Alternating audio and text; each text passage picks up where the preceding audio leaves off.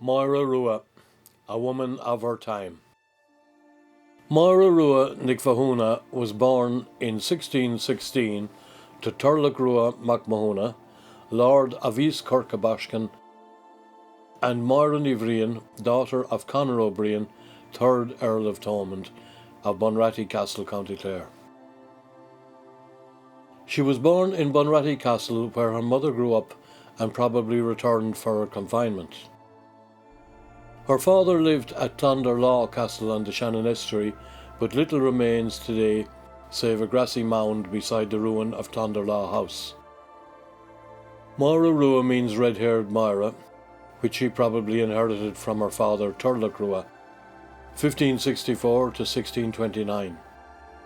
He seems to have been a rough character who was not well liked by the people of West Clare, while her mother's family were scorned for taking the English side in the 9 Years' War, which ended just 13 years before her birth. They were richly rewarded by King James I, while most of the other County Clare Gaelic nobles lost badly and were forced to emigrate to the continent or surrender most of their lands to the Crown. Her uncle Donogh O'Brien, the Great Earl, was appointed President of Munster in 1605. Máire had one older sister, Honora or Nora, and two brothers, Taig and Brian, who remained in West Clare, while it seems Máire spent most of her childhood at Erlenmore Castle near Newmarket and Fergus with the McClancys, chief brehons or Gaelic lawyers, who had children of her own age. She likely spent time also in the nearby castles of Erlenbeg and Claena, which were owned by another branch of her father's people, the MacMahons. It is said that it was here she studied music on the famous Brian Boru harp, which is the Irish national emblem featured on coins and stamps and kept in Trinity College, Dublin.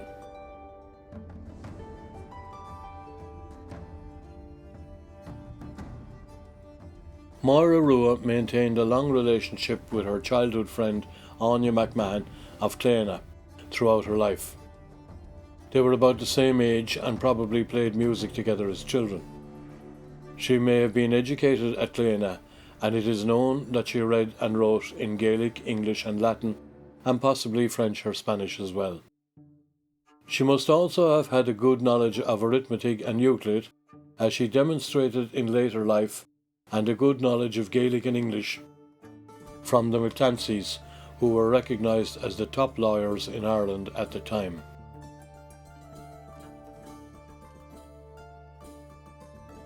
In 1634, at the age of 18, Máire married Donal O'Neill of Dysadodee Castle, Corofin. He was only a year older and a member of the illustrious medical family which had acquired much land in North Clare over the years. They had taken Dysart Castle from the O'Dea clan due to a mortgage agreement with Donal's grandfather, who was the Protestant Bishop of Kildare. She had 3 sons with Donal in 4 years, William, Daniel and Michael. However, Donal died in 1639, aged 26, on his way home from buying horses at Ballinasloe, probably from a heart condition, while Máire was pregnant with her 4th son, John. His estate was left to his eldest son, William, who was still a minor, but Maire Rua was allowed to administer and profit from it in the meantime. William was fostered, as was the Gaelic custom in Ireland and Scotland, to the family of Macon Carriga, or Carrig, in North Clare, where he received an excellent education.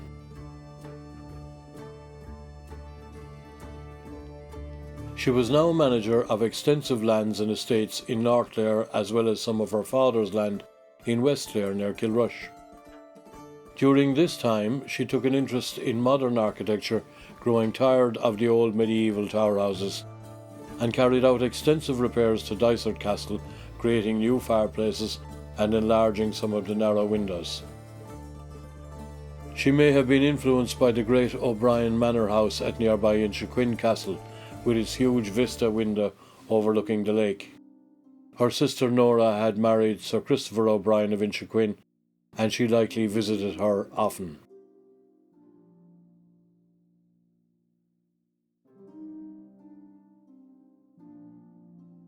On the 19th of October 1639, 7 months after Donald's death, Maire Rua married Conor O'Brien of Lemina Castle near Kilfenora. Conor was only 22, a year younger than Máire. This, like the marriage to Donal O'Neill, was probably a love match, and she may have known Conor from her time in Dysart, which was only 8 miles away. Conor's grandfather was executed by the English in 1582 for insurrection against the Queen, so he came from the rebellious line, unlike Máire, who was born to parents who supported the English. This may be one of the reasons she was disliked in North Clare and blamed for taking advantage of poor young Conor, the hero of Burren. Conor owned extensive lands in North and Mid Clare from Kilshanny to Drumcliff near Ennis. Together with Máire Rua's inheritance, they were among the wealthiest couples in Ireland at 23 years of age. Máire's dowry exceeded £1,000, an enormous sum in 1630, or $1 million in today's money.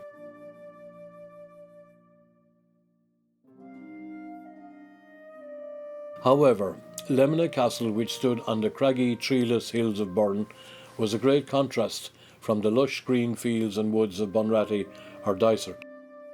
She no doubt persuaded Conor to undertake extensive and expensive building and gardening works at Lemina to turn the old dark tower house into a modern 4-storey manor with huge windows and Dutch gables. They cleared fields of stone, digging out 3 enormous fish ponds, erecting massive estate walls for miles in every direction, and closing off public roads with high gate piers and iron gates. To fill the fish ponds and ornamental canals, she conducted the water from nearby Tubbermorton, St. Martin's Well, and local people said that she'd have no luck for it. Maybe they were right. Out of 8 children born to Máire and Conor, only 5 survived to adulthood. Donnacha, the eldest, later called Donach or Donat, was born in 1641 and became Earl of Thomond, and was the father of the Dromoland dynasty. 2 little girls, Máire and Sláine, died of a fever in 1651 and are buried under the east window of Coed Church.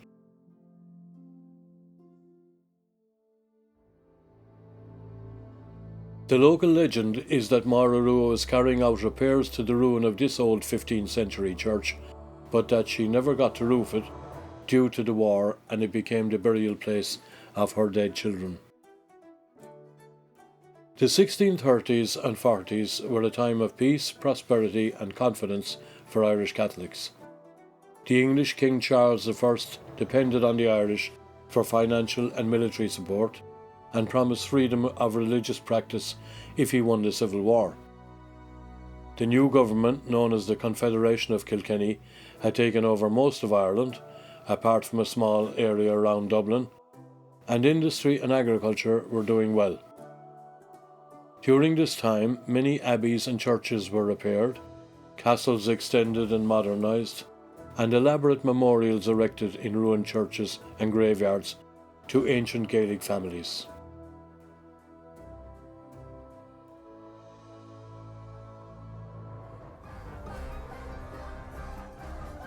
By 1642, the country was virtually ruled by the Catholic government in Kilkenny, who remained loyal to the King, and the English Dublin administration felt increasingly isolated.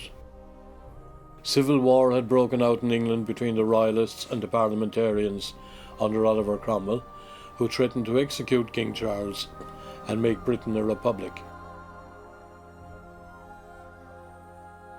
Soon the war came to Ireland, and the army was commanded by General Maire Rua O'Neill, an elderly military veteran of European wars. His skill and experience made a great difference, and he defeated successive parliamentary armies sent to Ireland by Cromwell.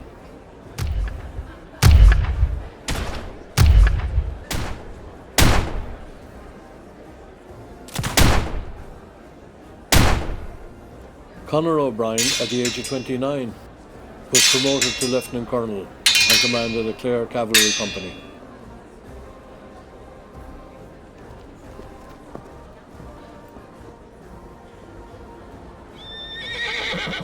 His first mission was to raid Protestant castles and houses to procure supplies, weapons and ammunition for the army. According to one Protestant, Gregory Hickman, Máire Rua accompanied him on some of these raids, and he accused her of shooting his servant Thomas Baker. By the end of 1642, Conor had succeeded in capturing the last two castles in English hands in Clare Castle and Ballyalla near Ennis. He sent a ship to Limerick to borrow a brass cannon, which he used to persuade Maurice Cup to surrender Ballyalla. The besieged Protestants were escorted to Bunratty, where most sailed to England.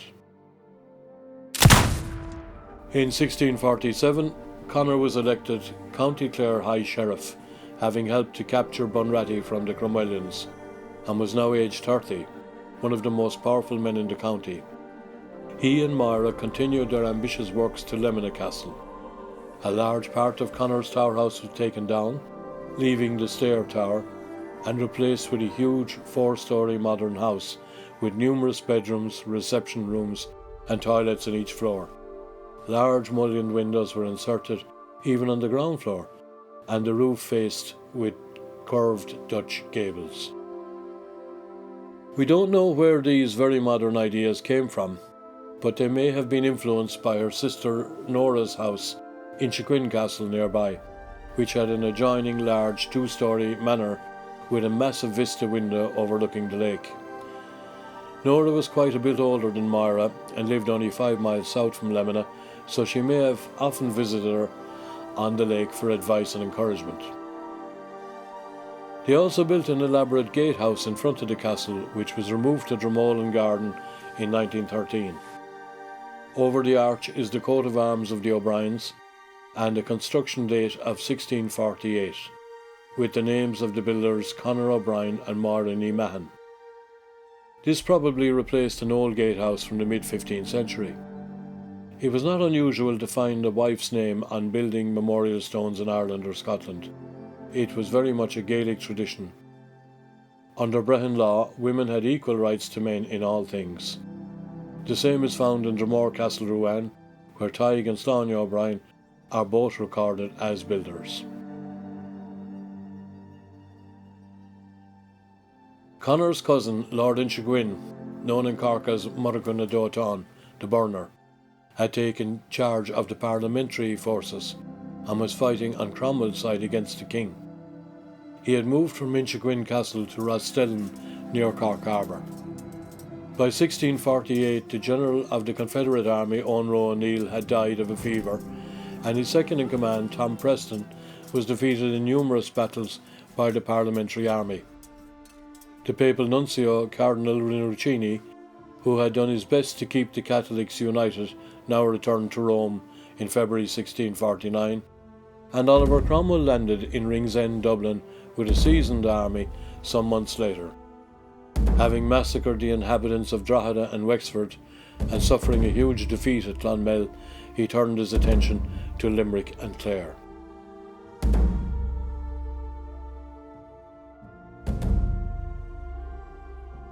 In July 1651, General Ludlow marched his troops from Clarecastle to Carrigaholt.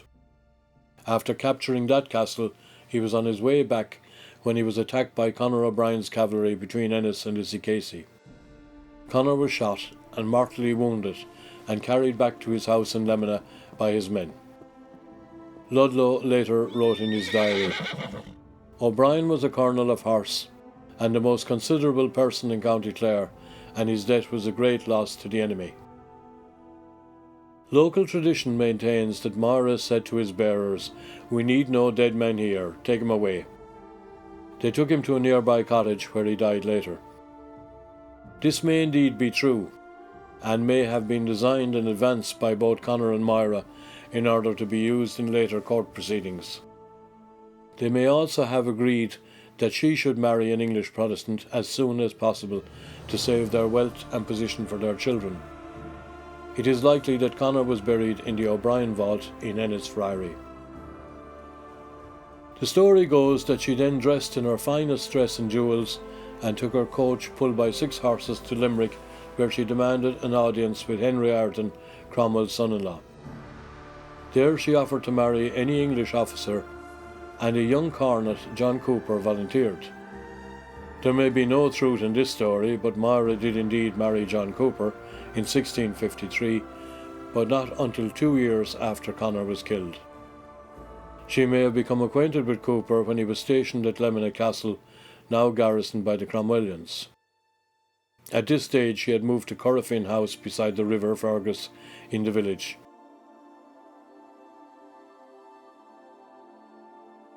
Her son Donogh later built the market house, a distillery called Malt House, and the Queen's Head Inn, now known as Crowley's Bar.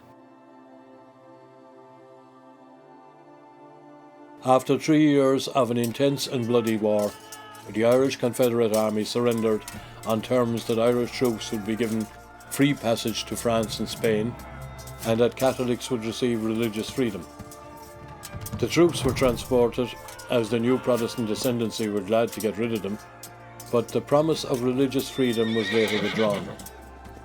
The emigration of so many young men to the continent began a custom that lasted 150 years.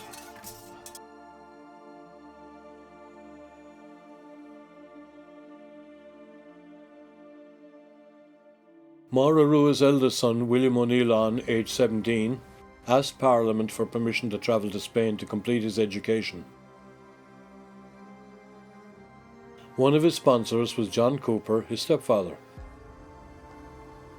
His request was granted, and he became a captain in the Spanish army.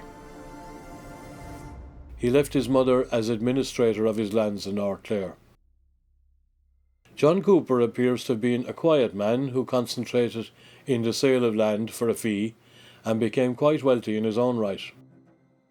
Máire continued to rent and lease properties, and her wealth also grew with time. He appears to have been accepted by Máire's children, and even travelled to London with her son Donogh to install him in college and get him lodgings. He also sent money to him in London when his mother refused. Donogh often wrote separate letters home to his mother and John Cooper. In 1655, Maire Rua gave birth to Henry Cooper, but little is known of his life. However, some of his descendants are living in Australia today. He was the only child of their union.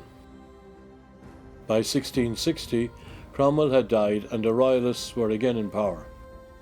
Work progressed to regain the lands of dispossessed Catholics. This caused problems for the Coopers, who had supported Parliament. However, they managed to survive the Act of Settlement, and in fact, Cooper was employed as a land valuation consultant by the new Royalist government in Dublin. In 1662, Máire Rua was indicted for the murder of Thomas Baker, a servant of Gregory Hickman of Barntick, 20 years earlier, when she accompanied her husband on a raid on his house for arms. It took 2 years and many letters and pleas to induce the king to pardon her. In the late 1660s, Máire and John Cooper moved to Limerick, where he expanded his business interests, including milling rapeseed oil at 6 Mile Bridge.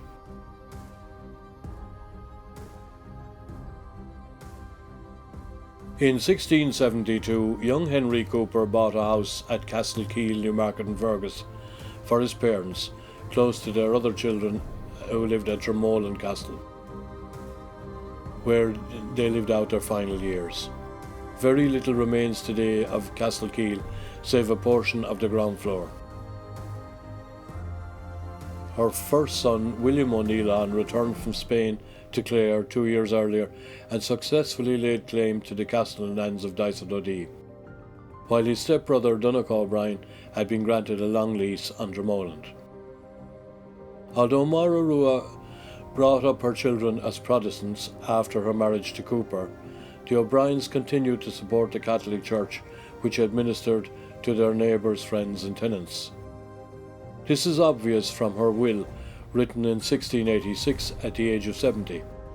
In it, she left money to the friaries of Ennis and Quinn and others in Limerick, and to 7 priests in various parishes in County Clare. We know little about the circumstances of the death of Maire Rua. in 1686, except a tradition that she fell from her horse while riding at Carnelly near her home in Castlekeele. Although it is unlikely that she was still riding at the age of 70.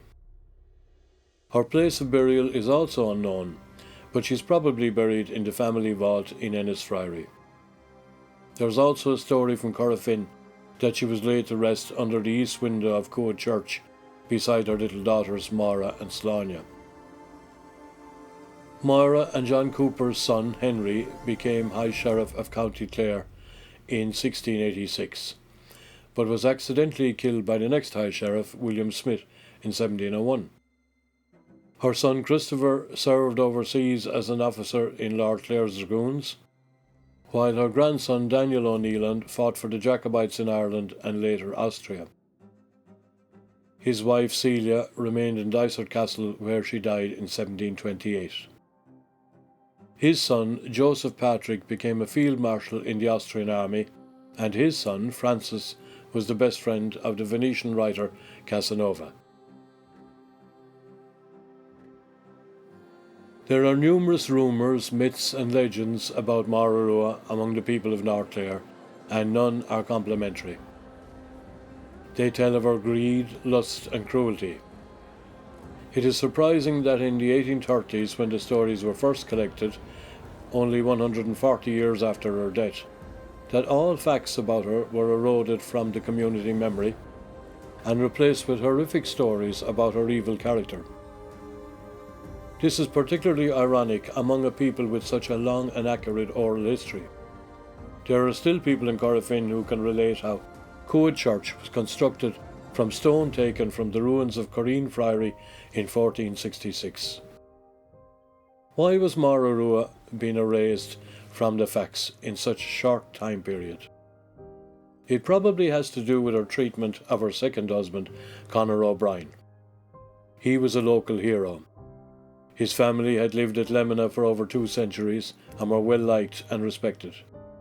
He took up arms for Catholic rights while his relatives sat on the fence. He was brave and articulate, rising to the rank of colonel of cavalry at the age of 29. He died fighting for Ireland against the savage Cromwellian enemy. People believed that he was seduced by this witch from West Clare, who nearly impoverished this poor young man with her ambition to build the biggest house in Clare and reinvent the landscape. After all this, she rejected Conor on his deathbed, turned Protestant, and married a Cromwellian soldier. Furthermore, she closed off the public roads at Lemina from North Clare, charging a toll for the carriage of animals, goods and agricultural produce to Ennis and Limerick. This forced the farmers to construct a new road from Kilfenora through Inchivay, adding a further 5 miles to the journey. In all these legends, the blame is put squarely on Maire Rua and her son Donogh, and no blame is ever attached to Conor or even the Cromwellian Cooper.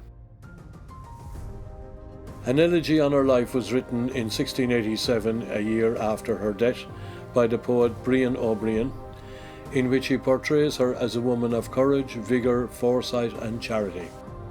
He repeatedly mentions her stance against the Cromwellian commissioners in Loughrea and her defence of the transplanted Catholics in 1653. The elegy tries to redeem her name from the accusations made against her, but as Shakespeare wrote, "Methinks he doth protest too much." Furthermore, the elegy is written in Gaelic, no longer the language of the Earls of Thomond of Bunratty or England, and so was likely composed to reach out to the ordinary people of North Clare, but without much success.